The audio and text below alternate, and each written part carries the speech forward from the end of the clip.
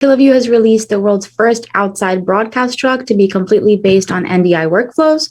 It provides the ability to produce 20 channels of 4K video or 70 channels of HD video over a single Ethernet cable.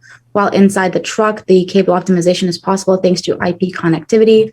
And Mary, I know that you were curious about this. I'm super excited about it. Anything with NDI. So as someone who's used NDI over SDI or anything else, it just made my life so much easier connecting things. And I started wondering, geez, what's this going to mean for the people who make cables? Because we'll certainly need a lot less of them.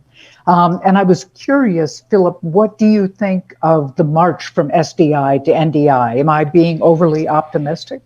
So I've been a bit bearish on NDI, especially prior to version 5. It didn't have timing protocols. It was a compressed format.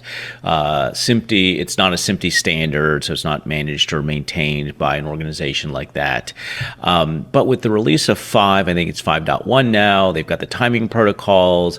They've sort of standardized on a bunch of stuff. There's more organizations building equipment that builds into it. And I think, again, as people move towards the cloud, we're seeing the Evertz, EVS, Grass Valley, a lot of them adopt NDI as the protocol within the cloud because they have to do compress, because unfortunately cloud infrastructures just don't really support uncompressed multicast yet.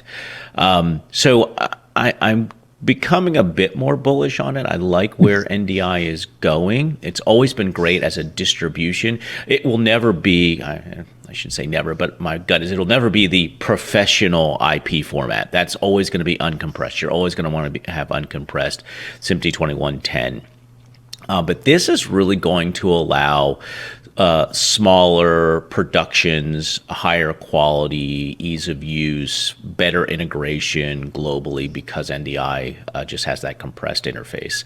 I like the fact that this is a tiny truck.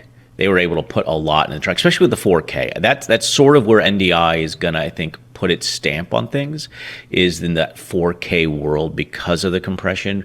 JPEG XS is coming.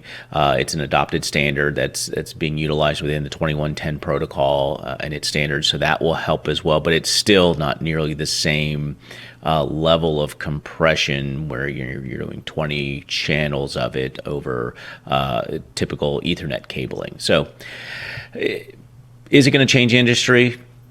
No. Is it going to really extend what we're able to do? I think so. I think it's really going to move the needle, especially, again, I think colleges, it's fantastic. And you'll really see this pick up in the collegiate arena.